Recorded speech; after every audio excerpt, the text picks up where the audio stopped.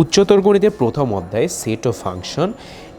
এই অধ্যায়ে আমরা প্রথম অংশ সমাপ্তি করেছি। সেট সংক্রান্ত যত আলোচনা ছিল, এখন আমরা ফাংশন সংক্রান্ত বিভিন্ন বিষয় আলোচনা করব। তো ফাংশনে যাওয়ার আগে আমরা শিখেছিলাম যে ক্রমজোড় কী। ক্রমজোড়ের পরে এবার আসো আমার যেই সমস্যা বা যেই বিষয়টা আছে সেটা হচ্ছে অন্বয় বা রিলেশনটা কী। আচ্ছা, অন্বয় তোমার হচ্ছে অন্বয় বা রিলেশন এবং ফাংশন তোমার গণিতে অনেকভাবে বর্ণনা করা যায়। একটা হচ্ছে তোমার কি চলকের মাধ্যমে বা বীজগাণিতিক পদ্ধতিতে, আরেকটা হচ্ছে তোমার সেটের মাধ্যমে। আসলে সবগুলো ব্যাপার একই সাথে একটি আরেকটির সাথে সম্পর্কযুক্ত। দেখো, অন্বয় বা রিলেশন কি, আমাদের বাস্তব জগতের আমি এই উদাহরণটা খুব সচরাচর দিয়ে থাকি যে ধরো এখানে তুমি ছবি দেখতে পাচ্ছ, এখানে একজন মা আছে এবং তার পুত্র সন্তান আছে। তাহলে এই যে ছেলে এবং মা, এটা যেমন তাদের মধ্যে একটা সম্পর্ক, আমরা গণিতে দুটো চলক বা চলক মানে যা যে কোনো মান ধারণ করতে পারে, যে কোনো মান ধারণ করতে পারে এমন একটি গাণিতিক সত্তাকে আমরা বলি চলক। দুটো চলকের মধ্যে আমার এরকম, আমরা যেমন দুটো মানুষের মধ্যে সম্পর্ক সংজ্ঞায়িত করতে পারি, ঠিক একইভাবে দুটো চলকের মধ্যেও আমার সম্পর্ক নির্দিষ্ট করা যায়। যেমন মনে করো y=x+2, এটা হচ্ছে এই x আর y দুটো চলকের মধ্যে সম্পর্ক। তাহলে ঠিক একই রকম তোমার আমি যদি দুটো চলকের মাধ্যমে সম্পর্ককে নির্ধারণ করতে পারি, আমি একটা সেটের মাধ্যমেও সম্পর্ক প্রতিষ্ঠা করতে পারি। কিভাবে?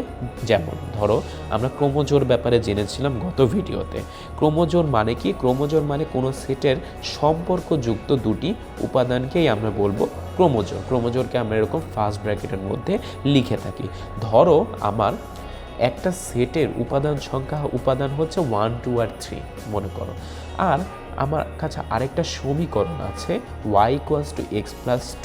তাহলে দেখো তো, আমি এমন একটা সেট সি নির্ণয় করতে পারি না যার উপাদান হবে একটা ক্রমজোড়, এবং সেই ক্রমজোড়ের প্রথম উপাদান বা এক্স হবে হচ্ছে তোমার এ সেটের সদস্য, এবং যেটার ক্রমজোড়ের দ্বিতীয় উপাদান ওয়াই হবে সবসময় এক্স থেকে 2 বেশি, এই সম্পর্কযুক্ত।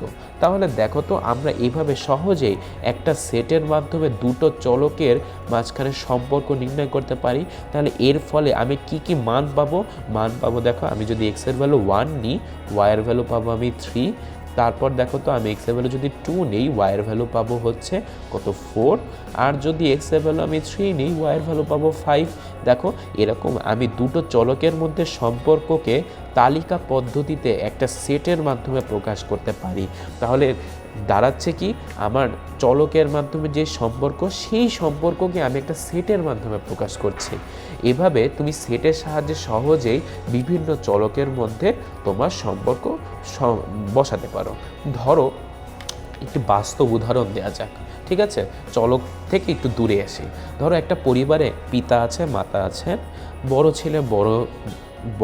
ছেলে, ছোট ছেলে, মেয়ে এবং বড় ছেলের স্ত্রী, এই কজন একটি পরিবারের সদস্য। এবং ধরি আমি পিতাকে এ দ্বারা ডিনোট করছি, মাতাকে বি, বড় ছেলেকে সি, ছোট ছেলেকে ডি, মেয়েকে ই, বড় ছেলের স্ত্রীকে এফ দিয়ে ডিনোট করছি। তাহলে বলো তো, তাদের মধ্যে সম্পর্কের একটা সেট নির্ণয় করো এস, যে সেটটা নির্দেশ করবে কি, যে সেটটা নির্দেশ করবে হচ্ছে পরস্পর ভাই, মানে তারা এক্স হচ্ছে ওয়াই এর ভাই, ঠিক আছে? আমি যদি পুরাটা লিখি, এক্স হচ্ছে ওয়াই এর ভাই, এই সম্পর্কটা যদি একটা সেট নির্দেশ করে এস, তাহলে এই সেটের সদস্য কারা হবে একটু বলো তো? এক্স হচ্ছে ওয়াই এর ভাই, মানে ক্রমজোড় হবে তোমার এক্স ওয়াই, যেখানে এক্স হচ্ছে ওয়াই এর ভাই। তাহলে দেখো, প্রথমে আমি শুরু করবি কি, এখানে কে কার ভাই বলো তো? বড় ছেলে তো ছোট ছেলের ভাই, এটা আমরা সবাই জানি। তাহলে দেখো তো সি কমা ডি কি, এই এস সেটের একটা ক্রমজোড় হবে। তারপর দেখো তো, আবার উল্টাভাবে বলতে পারি না, ছোট ছেলেও তো বড় ছেলের ভাই, তাহলে কি ডি কমা সি, এটাও হয় আমি বলতে পারি।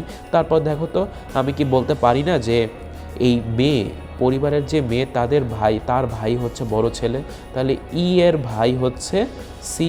শেষ। আবার ছোট ছেলে তো তার ভাই, তাহলে ই এর ভাই হচ্ছে ডি, শেষ। এরকম বের হয়ে গেছে।